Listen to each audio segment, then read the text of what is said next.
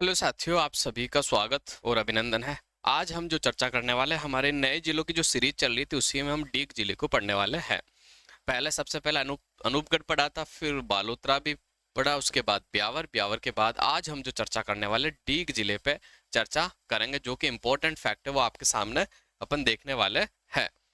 तो गाइस शुरू करते हैं आज की क्लास को, देखते हैं डीग में इम्पोर्टेंट आपका क्या है। तो चलते हैं स्लाइड की ओर और देख लेते हैं क्या है डीग से रिलेटेड जो भी तथ्य हैं। सबसे पहले तो ये आपका डीग जिला है, आपके सामने बिल्कुल आप देख सकते हो अच्छे से।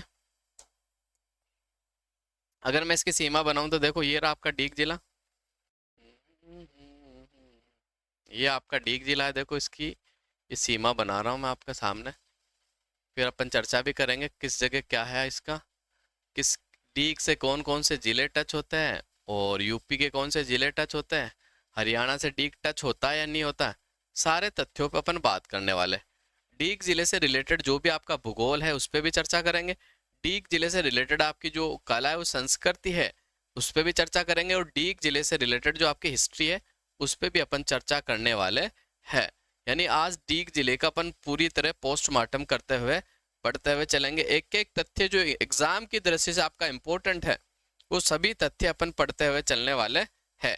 एक भी तथ्य आपका छूटेगा नहीं। तो आप क्लास के साथ जुड़े रहे और पहले जो जिले मैंने पढ़ाए वो जिले भी आप अच्छे से देख सकते हो। तो चलते हैं आगे की तरफ। ये आपकी डीग की आकृति मैंने बना दी है, क्लियर गाइस। अब डीग के अगर मैं उपखंडों की बात कर लेता हूं तो देखो, एक तो डीग उपखंड है, दूसरा कुम्हेर उपखंड है आपका, फिर नगर उपखंड है, सीकरी उपखंड है, कामा उपखंड है और पहाड़ी उपखंड है। यानी डीग जिले में आपके 6 उपखंड है। आपको याद रखने कितने उपखंड है, 6 आपके उपखंड है। अगर मैं तहसीलों की बात कर लूं तो देखो, डीग की 2 तहसील, एक तो डीग एक जनूथर।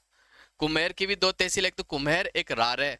नगर की नगर तहसील भी है, उपखंड भी है। सीकरी का सीकरी उपखंड भी है, सीकरी तहसील भी है। कामा और जुर्रा ये 2 तहसीलें हो गई और पहाड़ी। तो टोटल तहसीलें कितनी होगी, 1 2 3 4 5 6 7 8 9 तहसील आपकी हो जाएगी 9। तहसील आपकी 9 है, उपखंड आपके 6 हैं। डीग, कुम्हेर, नगर, सीकरी, कामा, पहाड़ी ये आपके उपखंड हो जाते हैं। जबकि तहसीलों की अगर मैं बात कर लेता हूं तो डीग, फिर आपका जनूतर, फिर कुम्हेर, रारा, नगर, सीकरी, कामा, जुर्रा और पहाड़ी ये आपकी तहसीलें हो जाएगी। तो अब बढ़ते हैं अगली तथ्यों की तरफ, देख लेते हैं। सबसे पहले ये भौगोलिक प्रशासन, जैसे कि मैं हर जिले में आपको बताता ही हूँ। घोषणा जो हुई थी आपकी 17 मार्च 2023 को हुई थी, मंत्रिमंडल ने मंजूरी दी थी 4 अगस्त 2023 को। अधिसूचना जो जारी हुई थी 6 अगस्त 2023 को, जबकि इसका अधिसूचना जो लागू हुई थी ना वो 7 अगस्त को हुई थी। स्थापना दिवस भी 7 अगस्त को मनाया जाता है। उद्घाटनकर्ता इंपोर्टेंट है विश्वेंद्र सिंह है, जो कि वर्तमान में पर्यटन मंत्री है। किस जिले को तोड़कर बनाया गया, केवल एक जिले को तोड़कर बनाया गया है, भरतपुर जिले को, याद रखना आपको। प्रथम कलेक्टर शरद मेहरा है। प्रथम पुलिस अधीक्षक की बात कर लो तो ब्रजेश जोशी आपके। कौन से संभाग के अंदर आपका डीग जिला शामिल है, तो आपको याद रखना भरतपुर के अंदर आपका डीग जिला शामिल है। ठीक है, कौन से संभाग में आता है डीग आपका, ये तो भरतपुर जिले में आता है। सीमा 2 जिलों से टच होती है डीग की, एक तो भरतपुर, दूसरा आपका अलवर। और डीग के प्राचीन नाम की मैं बात कर लूं तो दिरगापुर था। मोस्ट इंपोर्टेंट फैक्ट है, वापस से मैं आपको बता रहा हूं। डीग के अगर मैं प्राचीन नाम की बात कर लूं तो दिरगापुर था। डीग का प्राचीन नाम क्या था, दिरगापुर। डीग कौन से संभाग में आता, भरतपुर संभाग में। डीग जिले की जो सीमा कौन से जिले को छूती है, तो अलवर और भरतपुर को छूती है।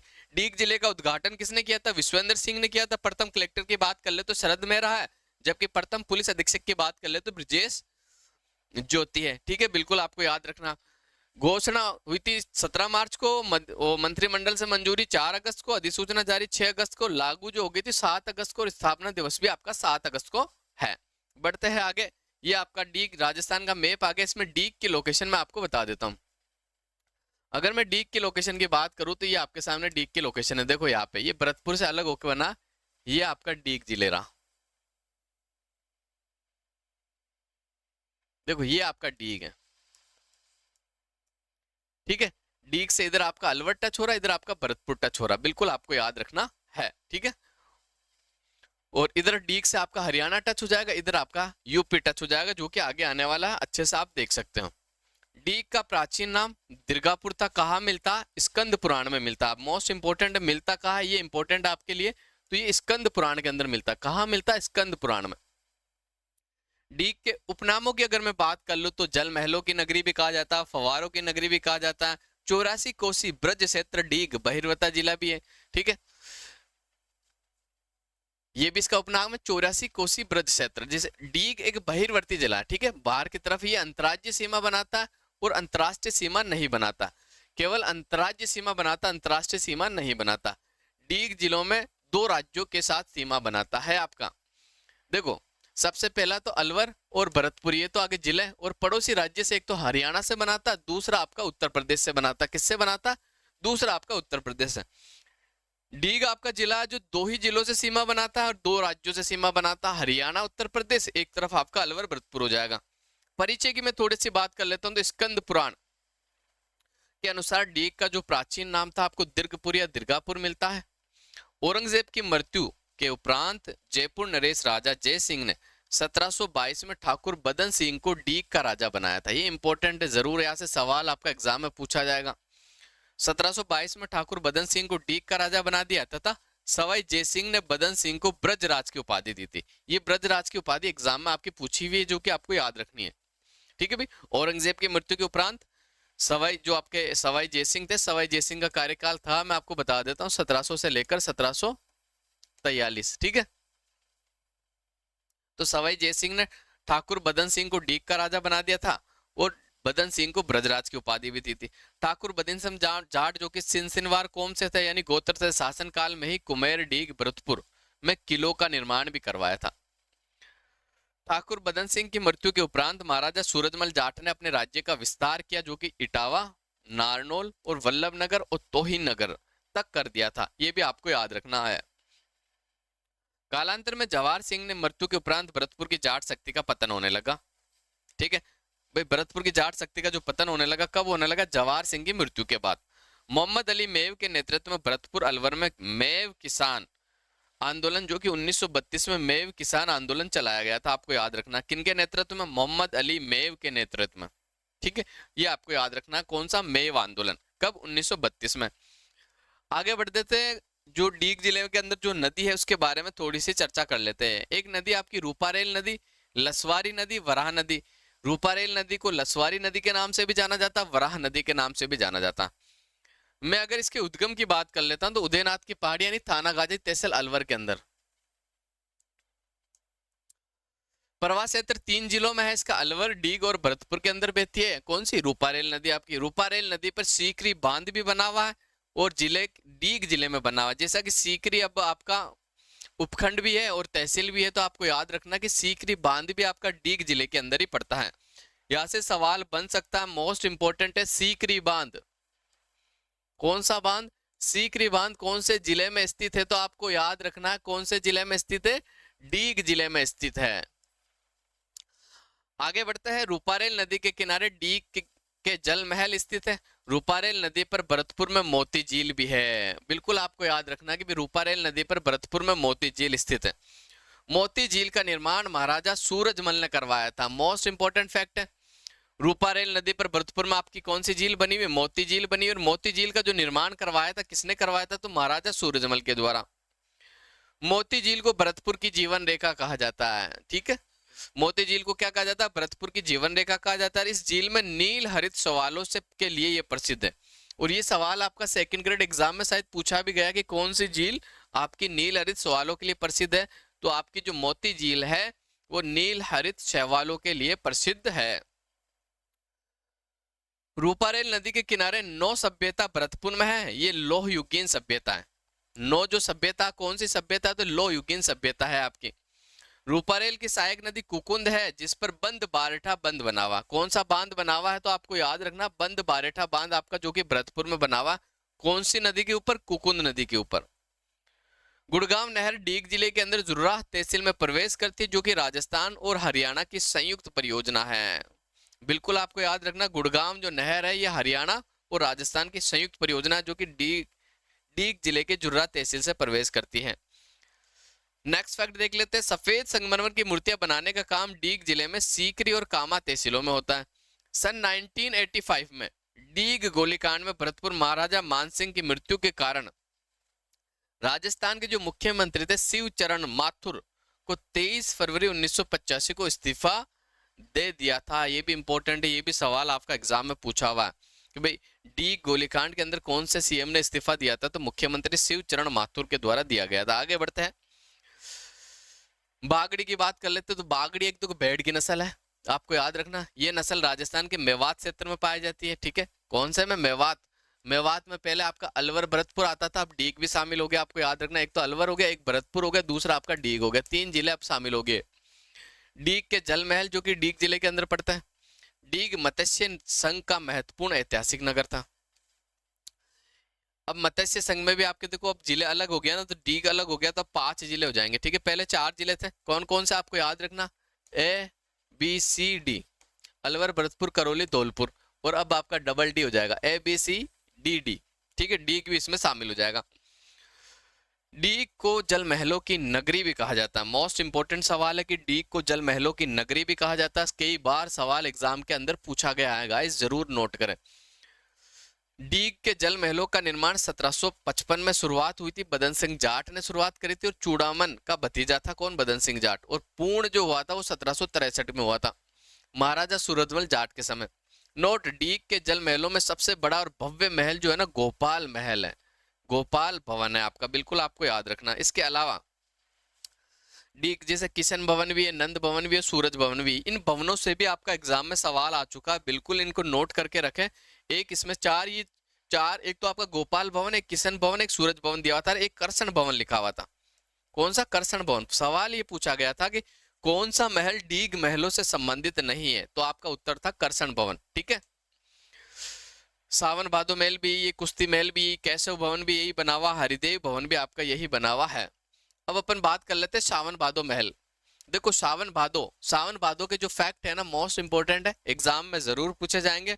तो सावन भादो महल आपके डीग में पड़ते हैं। कहाँ पड़ते हैं? डीग में। जबकि सावन भादो झील आपकी सिरोही अचलगढ़ में पड़ती है। सावन भादो नहर की बात कर लो तो कोटा के अंदर पड़ती है। सावन भादो झरना की बात कर लो जोधपुर में पड़ती है। जबकि सावन भादो कड़ाई आपकी देशनोक बीकानेर में पड़ती है। मेरे साथ साथ याद करने की कोशिश करना, सावन भादो महल आपका डीग के अंदर पड़ता। कहाँ पड़ता? सावन भादो महल आपका डीग में पड़ता। कहाँ पड़ता? डीग के अंदर। सावन भादो झील की मैं बात कर लेता हूँ तो अचलगढ़ सिरोही के अंदर पड़ती। कहाँ पड़ती है? अचलगढ़ सिरोही के अंदर आपकी सावन भादो झील पड़ती है। जबकि सावन भादो नहर परियोजना की मैं बात कर लेता हूँ तो ये आपकी कोटा में पड़ती है। कहाँ पड़ती? कोटा में। सावन भादो नहर आपकी कहाँ पड़ती है? तो कोटा के अंदर पड़ती है। सावन भादो झरना की अपन बात कर लेते तो ये जोधपुर में पड़ती है। कहाँ पड़ती है? सावन भादो झरना जो है आपका कहाँ पड़ता है? जोधपुर में। और आखिरी जो बचा आपका सावन भादो कड़ाई आपकी देशनोक बीकानेर में पड़ती है। कहाँ पड़ती है? देशनोक बीकानेर के अंदर पड़ती है, जो कि मोस्ट इंपोर्टेंट है, बिल्कुल आपको याद रखना है।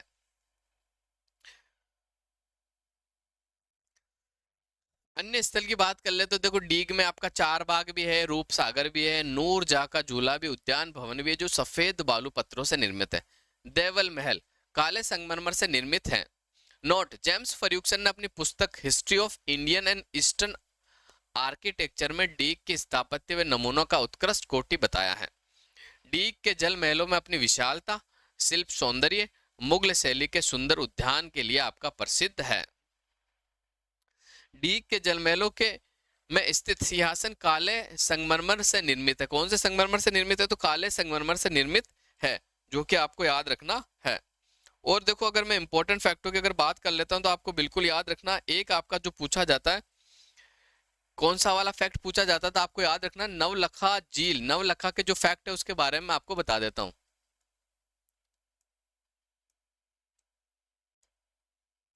नवलखा झील अगर आपसे पूछ ली जाओ तो नवलखा झील आपकी कहाँ पड़ती है? तो नवलखा झील आपकी पड़ती है बूंदी के अंदर। कहाँ पड़ती है? नवलखा झील आपकी बूंदी में पड़ती है। नवलखा बुर्ज या स्तंभ आपसे पूछ लिया जाए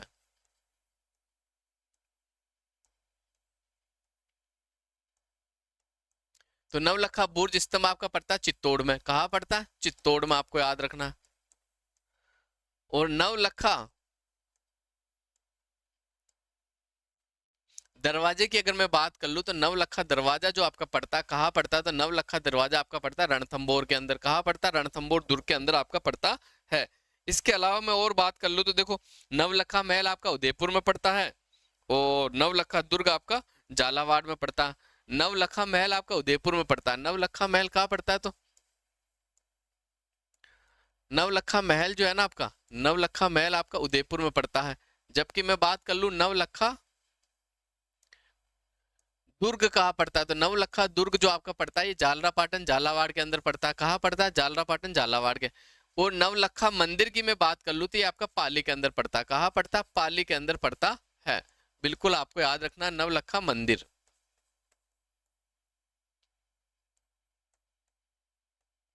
तो ये इंपॉर्टेंट नवलखा वाले सावन भादो वाले जो इंपॉर्टेंट फैक्ट है बिल्कुल आपको याद रखना है एग्जाम की दृष्टि से आपके इंपॉर्टेंट है, बिल्कुल आपको याद रखना है। इसके अलावा मैं बात कर लेता हूं तो देखो, एक जो आपका नवलखा जाल रहा है वो जोधपुर में पड़ता है। जैसे सावन भादो झरना आपका जोधपुर में पड़ता, तो नवलखा जो जाल रहा है ये आपका जोधपुर में पड़ता था। ये नवलखा संबंधी फैक्ट और ये सावन भादो संबंधी फैक्ट अपने नोट्स में जरूर ऐड करें। तो आगे बढ़ते हैं, अब देख लेते हैं अगले तथ्य क्या है डीग जिले से रिलेटेड। डीग का किला निर्माण 1730 में महाराजा सूरजमल जाट ने करवाया था। इंपॉर्टेंट है भाई, डीग का किला जरूर एग्जाम में पूछा जाएगा। तो तिथि आपको याद रखनी है, किसने करवाया था? सूरजमल जाट ने। महाराजा सूरजमल को जाटा का प्लेटो और अफलातून कहा जाता है। नोट, आगरा के किले से लूटी हुई तोपें डीग के किले में स्थित है आपकी। डीग पैलेस संग्रहालय जो कि डीग में स्थित है। जहांगीर का महल आपका डीग जिले में। मुगल पीर बख्श मोहम्मद सफी की कब्र ये भी आपके डीग किले के अंदर बनी हुई है। देखो राजस्थान में पर्यटन की दृष्टि से महल और फवारों के लिए जो नगर जिला प्रसिद्ध है वो आपका डीग है। कौन सा है? डीग है, आपको बिल्कुल याद रखना। और डीग भरतपुर रियासती शासकों की प्राचीन राजधानी भी रही है, ठीक है, जाटों की। डीग युद्ध के बारे में थोड़ी सी बात कर लेते हैं। तो देखो 13 नवंबर 1804 की बात है। मेजर जनरल फ्रेजर और यशवंत राय होलकर ने मराठों के मध्य हुआ था, जिसमें महाराणा रणजीत सिंह ने मराठों का साथ दिया। और युद्ध का परिणाम क्या निकला? जाट व मराठों की विजय हुई थी। कौन से युद्ध में? डीग के युद्ध में। डीग का युद्ध किनके मध्य हुआ था? मेजर जनरल फ्रेजर यानी अंग्रेजों और मराठों के मध्य हुआ था। इसमें जाटों ने जो साथ दिया था मराठों का साथ दिया था। किसका साथ दिया था? मराठों का। आगे बढ़ते हैं, कुम्हेर जो कि डीग जिले में पड़ता है, इसका प्राचीन नाम की बात कर लो तो कुबेरपुर। कुम्हेर की स्थापना 1707 में एक जाट सरदार ने की थी। किसने करी थी? जाट सरदार ने, ठीक है। इसका प्राचीन नाम जो है कुबेरपुर था, फिर इसका नाम कुम्हेर हो गया। और इसकी जो स्थापना करी थी एक जाट सरदार जिसका नाम था कुंभ। क्या था? कुंभ। ये कुंभा नहीं, ये कुंभ है, ठीक है। कुंभेर दुर्ग जो कि भरतपुर के शासकों की राजधानी भी रही है। किशोरी महल जो कि इंपॉर्टेंट महल है, कई बार पूछा जाता है कहाँ स्थित है, तो भरतपुर में स्थित है। कुम्हेर डीग में। कौन से जिले में स्थित है? डीग में। कुम्हेर महाराजा सूरजमल ने मुगलों की सेना से इसी स्थान पर हराया था। आपको याद रखना 1754 की बात है। मुगलों की सेना को जो परास्त किया था महाराजा सूरजमल ने कौन से स्थान पे किया था? कुम्हेर नामक स्थान जो कि डीग जिले में पड़ता है। रारा तहसील भी आपकी यही पड़ती है। राजस्थान की प्रथम कैशलेस पंचायत जो बनी थी वो रारा तहसील बनी थी, ठीक है, जो कि वर्तमान में कहा है ये, तो वर्तमान में रारा है, ठीक है, बिल्कुल आपको याद रखना है। अब तहसील बन गई है। सांस्कृतिक विरासत की मैं बात कर लूं तो मेवात क्षेत्र में हाथरस शैली की नौटंकी प्रचलित है। इसमें सारंगी, ढोलक, शहनाई और डपली आदि बजाई जाती है आपकी। आगे बात कर लेते हैं कामा जिले की। कामा जो कि डीग में पड़ता है, इसकी बात कर लेते तो कामा महाभारत काल से पूर्व स्थापित एक नगर है। ब्रजमंडल में 12 पवित्र स्थलों में से एक है। इंपीरियल गजेटियर में कामा नाम का कामसेन नामक से जोड़ा गया है। ये आपको याद रखना। कामा का जो नाम है वो क्या है? कामसेन नाम सूरसेन शासक से जोड़ा गया है। और ब्रज यात्रा मेला जो कि माघ कर्षण द्वादशी से माघ शुक्ल द्वादशी को लगता है। 9वीं सदी में एक अभिलेख इसका नाम जो है वो काम्यक मिलता है। क्या मिलता? काम्यक। गोकुल चंद्र मंदिर कामा डीग जो कि वल्लभ संप्रदाय से संबंधित है, ठीक है। गोकुल चंद्र का मंदिर कामा डीग में बना हुआ, इसका संबंध जो है आपका वल्लभ संप्रदाय से है। मदन मोहन जी का मंदिर ये भी कामा डीग में, इसका संप्रदाय भी आपके वल्लभ संप्रदाय से है। गंगा दशहरा का मेला कामा डीग में लगता है। और ये जो मेला लगता है ये जेठ शुक्ल सप्तमी को पड़ता है। जबकि भोजन थाली का मेला ये भी आपका कामा डीग में लगता है। कब लगता है? भाद्रपद शुक्ल पूर्णिमा को लगता है। गंगा दशहरे का मेला, भोजन थाली का मेला दोनों ही आपके कहा लगते हैं? तो कामा में लगता है। कामेश्वर महादेव का मंदिर आपका कामा डीग में पड़ता है। नोट, कामा डीग में एक प्राचीन काल के मंदिर के अवशेष भी प्राप्त हुए जिसे 84 खंबा मंदिर भी कहा जाता है, ठीक है। आपको याद रखना 84 खंबों का मंदिर कहा है तो कामा डीग में। कामा डीग लंबे समय तक आमेर के कच्छाऊ शासकों के अधीन भी रहा था। और या कृष्ण जन्माष्टमी का महोत्सव डीग जिले में मनाया जाता है। कहाँ मनाया जाता है? डीग के अंदर, आपको याद रखना है। अन्य फैक्टों की अगर बात कर लेते तो अन्य फैक्ट आपके सामने है। वाद्य यंत्रों का प्रयोग किया जाता है राजस्थान में। नौटंकी के जो जनक है, ये जो आपका डीग महोत्सव था ना पहले वाला, कृष्ण जन्माष्टमी में जो मनाया जाता है, तो उसमें वाद्य यंत्रों का प्रयोग किया जाता है। राजस्थान में नौटंकी के जो जनक है वो भूरीलाल है। इनका जो संबंध है जिला डीग से है।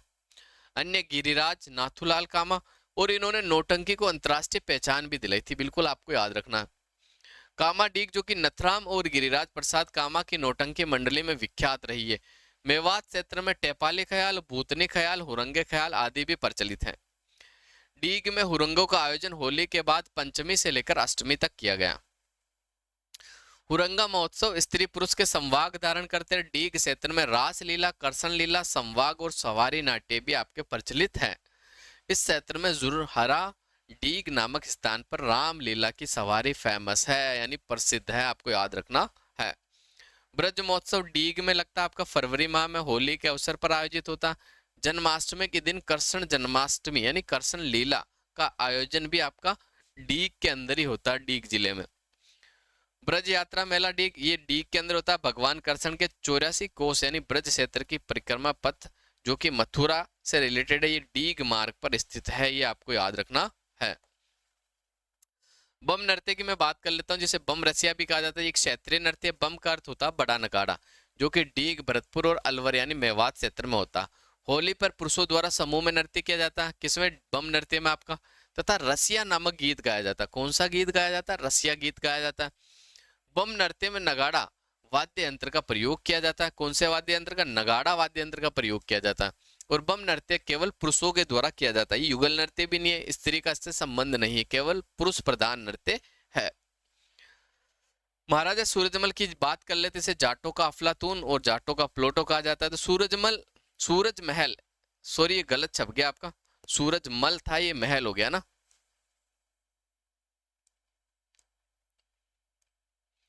सूरजमल एकमात्र ऐसे राजा थे जो दोनों हाथों से तलवार और तीर चलाना जानते थे। ये जाट साम्राज्य के सबसे शक्तिशाली राजा भी थे। 1733 ईस्वी की अगर मैं बात कर लूं तो सूरजमल ने भरतपुर दुर्ग का निर्माण करवाया था। कौन से दुर्ग का निर्माण करवाया था? भरतपुर दुर्ग का निर्माण करवाया। सूरजमल ने डीग में कृष्ण विलास महल का निर्माण भी करवाया था। और महाराजा सूरजमल के समय पानीपत का तीसरा युद्ध, कौन सा युद्ध? तीसरा युद्ध, जो कि मराठा अहमद शाह अब्दालियों के मध्य हुआ था। महाराजा सूरजमल ने 12 जून 1761 ईस्वी को आगरा के किले पर अधिकार कर लिया था। एक अफगान सैनिक जिसका नाम था सैयद मोहम्मद खान बलूच ने गाजियाबाद के आसपास सारज के आसपास राजा सूरजमल की हत्या कर दी थी। किसने करी थी? भाई अफगान सैनिक था जिसका नाम था सैयद मोहम्मद खान बलूच, जो गाजियाबाद के आसपास महाराजा सूरजमल की हत्या कर दी थी। अब आगे बात कर लेते, भूतपूर्व मत्स्य संघ में अब 6 जिले हो गए भाई साहब, ठीक है। मैंने सबसे पहले तो अलवर, भरतपुर, धौलपुर, करौली तो आपका है, ये 4 तो ये है। ये एक डीग मैंने आपको बताया था 5 हो गए थे जब मैंने स्टार्ट करा था। उसके बाद अलवर का खेरथल और तिजारा भी तो शामिल है, तो 6 जिले हो गए मत्स्य संघ में। कितने जिले हो गए? 6। अलवर, भरतपुर, धौलपुर, करौली, डीग और खेरथल, तिजारा, जो कि आंशिक शामिल है। थोड़ा सा वैसे कभी कभी 5 भी बोला जाता, 6 भी बोला जाता, तो ये बिल्कुल क्लियर हो जाएगा आपका। थोड़ा सा आंशिक है, वैसे 5 ही काउंट होंगे। और मैं आपका इसका जो भी ऑथेंटिक सोर्स मिलेगा तो आपको जरूर मैं बता दूंगा। कोटपुतली बहरोड जिला, जो कि आंशिक है, राजस्थान के एकीकरण के प्रथम चरण में मत्स्य संघ का गठन हुआ था। बिल्कुल आपको याद रखना। अलवर, भरतपुर, धौलपुर को मिलाकर 28 फरवरी को मत्स्य संघ, ये गलत छप गया, 28 फरवरी नहीं 18 मार्च है ये।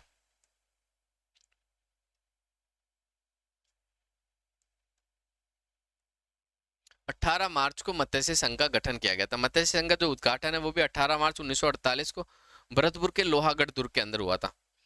उद्घाटन एनवी गाडगिल ने किया था। मत्स्य संघ का नामकरण के एम मुंशी के द्वारा किया गया था। मत्स्य संघ की जो वार्षिक आय थी वो 184 लाख थी। राजधानी इसकी अलवर है। प्रधानमंत्री शोभाराम कुमावत थे।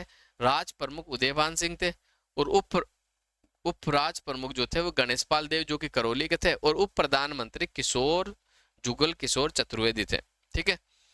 और जुगल किशोर चतुर्वेदी को राजस्थान का नेहरू भी कहा जाता है। मत्स्य संघ में राजस्थान का विलय जो हुआ था 15 मई 1949 का हुआ था। ये अब ये सवाल अभी आरएस का एग्जाम जो 2 दिन पहले हुआ था आपका, इसी में ये सवाल आपका पूछा गया था कि मत्स्य संघ का विलय कब हुआ था राजस्थान में, तो 15 मई 1949 को। देखो मैं आपको इंपॉर्टेंट फैक्ट बताता हूँ जो को आपको याद रखना है।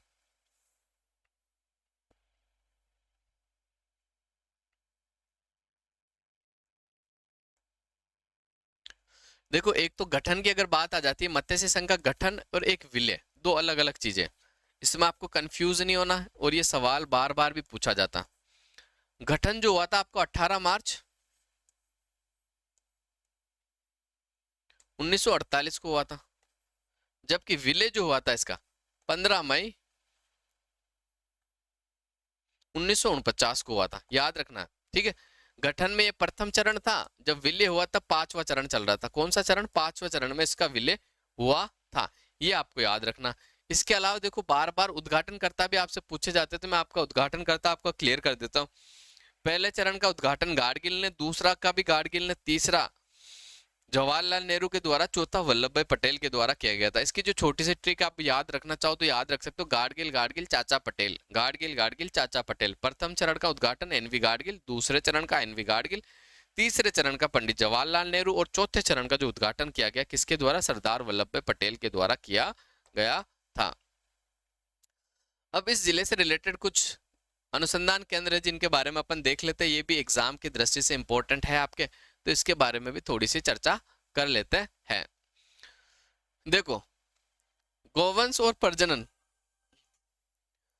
गोवंश प्रजनन और अनुसंधान केंद्र, कुम्हेर प्रजनन अनुसंधान केंद्र आपका जो पड़ता है ये डीग के अंदर पड़ता है। कहाँ पड़ता है? डीग में।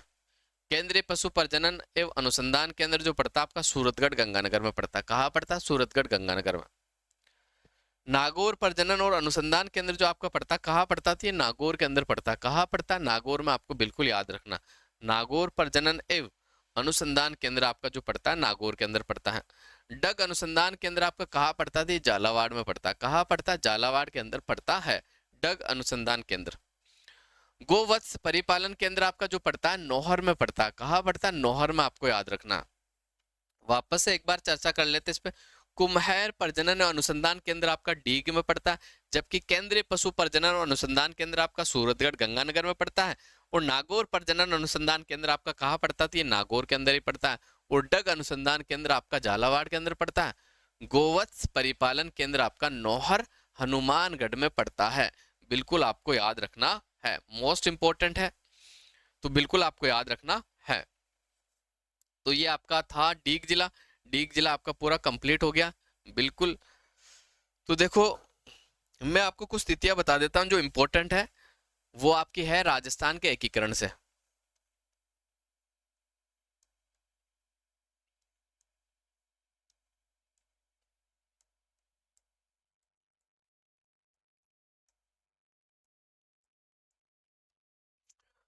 प्रथम चरण के गठन की अगर मैं बात कर लूं तो प्रथम चरण का गठन जो हुआ था आपका 18 मार्च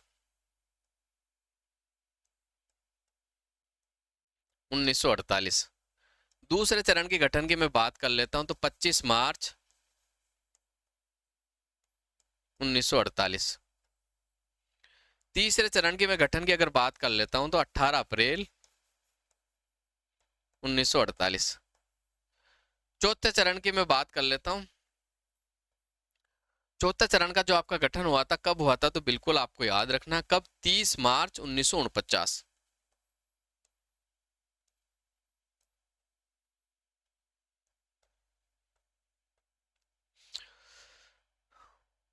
और पांचवें चरण की मैं बात कर लेता हूं तो पांचवा चरण जो हुआ था आपका 15 मई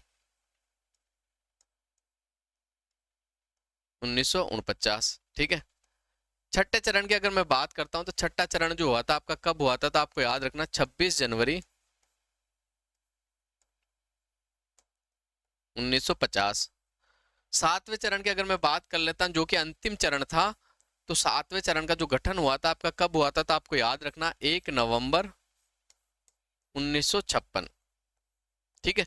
ये आपको जो तिथि है, मैंने सातों चरण के गठन की तिथि आपसे शेयर करी है। तो देखो इनके याद रखने का जो आसान तरीका है ना, बिल्कुल आपको याद रखना। 1948 के अंदर आपके 3 चरणों का गठन हुआ। 1949 के अंदर आपको 2 चरणों का गठन हुआ। 1950 के अंदर एक चरण और 1956 के अंदर भी आपका एक चरण, तो दो जोड़ लो, टोटल कितने हो गए, 7 चरण हो गए। यानी राजस्थान का जो एकीकरण आपका कंप्लीट हुआ था ये 7 चरणों में हुआ था। कितने चरणों में हुआ, आपको याद रखना, 7 चरणों में हुआ था। बिल्कुल आसान है। और कितना समय लगा था, तो आपको याद रखना 8 7 14। अब सर याद कैसे रहेगा, याद रखने की आसान तरीका कि एकीकरण में 8 7 आपके 14 ही होते, 15 मत करना। जोड़ने पे 8 7 आपका 15 होता है, लेकिन एकीकरण जब आ जाता है तो आपको 8 और 7 14 ही जोड़ने, यानी 8 वर्ष 7 माह और 14 दिन। वापस से बता देता हूँ, 8 माह, ठीक है, सॉरी 8 बरस 7 माह और 14 दिन इसमें लगे थे, ठीक है। अगर दिन आपसे पूछ लिया जावे तो 3144 दिन लगे थे। कितने दिन लगे थे, 3144 दिन आपके लगे थे। बिल्कुल आपको याद रखना है। अब देखो मैं आपसे थोड़ा और चर्चा कर लेता हूं, इंपॉर्टेंट फैक्ट की अगर मैं चर्चा करता हूं तो देखो प्रधानमंत्री की मैं चर्चा कर लेता हूं। पहले के जो प्रधानमंत्री थे, पहले चरण के प्रधानमंत्री कौन थे, पहले चरण के जो प्रधानमंत्री थे गोकुल लाल असावा थे। कौन थे, गोकुल लाल, सॉरी गाइस, शोभाराम कुमावत थे। कौन थे, पहले चरण में आपके शोभाराम कुमावत थे ना। पहले चरण में आपके शोभाराम कुमावत है ना।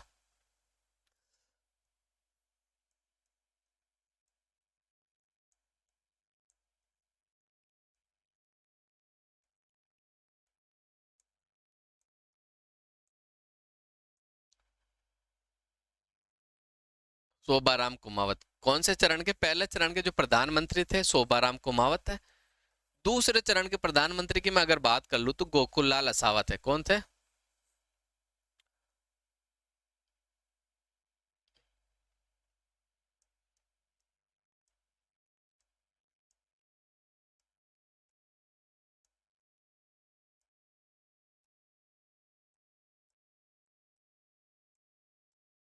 दूसरे चरण की अगर मैं बात कर लेता हूं तो गोकुल लाल असावा। तीसरे चरण की अगर मैं बात करता हूं तो तीसरे चरण के जो आपके प्रधानमंत्री थे कौन थे, तो आपको याद रखना है माणिक्य लाल वर्मा। कौन थे,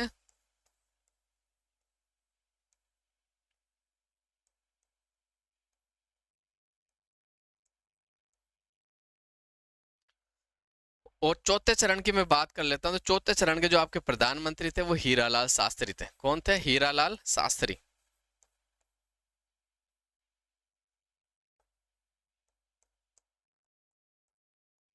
तो ये आपके 4 प्रधानमंत्री थे, फिर कंटिन्यू हीरालाल शास्त्री आपके बने रहे, ठीक है। तो देखो पहले आपका राम है, फिर लाल लाल लाल, शोभाराम कुमावत, गोकुल लाल असावा, माणिक्य लाल वर्मा, हीरालाल शास्त्री। यहाँ भी आपका लाल है, यहाँ भी आपका लाल है, यहाँ भी आपका लाल है, यह आपका राम है। तो आपको याद रखना कि राम लाल लाल लाल लाल, ठीक है, ऐसे आपका याद हो जाएगा। पहले चरण के जो पीएम थे आपके कौन थे, तो आपको बिल्कुल याद रखना पहले चरण के जो प्रधानमंत्री बने थे कौन बने थे, तो वो बने थे आपके कौन, शोभाराम कुमावत। उसके बाद दूसरे चरण के जो प्रधानमंत्री बने थे एकीकरण के, वो कौन बने थे, तो गोकुल लाल असावा। एकीकरण के तीसरे चरण के जो प्रधानमंत्री बने थे वो कौन बने थे आपको, तो बिल्कुल आपको याद रखना माणिक्य लाल वर्मा। कौन बने थे, माणिक्य लाल वर्मा। अगर मैं चौथे चरण की बात कर लेता हूं तो चौथे चरण के जो आपके बने थे एकीकरण के चौथे चरण के जो प्रधानमंत्री बने थे वो कौन बने थे, तो आपको याद रखना हीरालाल शास्त्री बने थे। कौन बने थे, हीरालाल शास्त्री। बिल्कुल आपको याद रखना, ये इंपॉर्टेंट फैक्ट मैंने आपको बता दिए हैं जो कि एग्जाम की दृष्टि से मोस्ट इंपॉर्टेंट है, बिल्कुल आपको याद रखना है। क्लियर गाइस, तो ये मैंने आपको बता दिया बस। तो आज की क्लास को यही विराम देंगे, अगले जिले के साथ जो नया जिला बना, नए जिले की क्लास के साथ आपसे फिर मुलाकात होगी। तो साथियों आज के लिए बस इतना ही। आप नए हो तो चैनल को जरूर सब्सक्राइब करें, हमें सपोर्ट भी करें, लाइक भी करें, कमेंट भी करें। आपकी कोई क्वेरी हो तो कमेंट बॉक्स में जरूर डालें। तो आज के लिए बस इतना ही। आप सभी साथियों का बहुत बहुत धन्यवाद।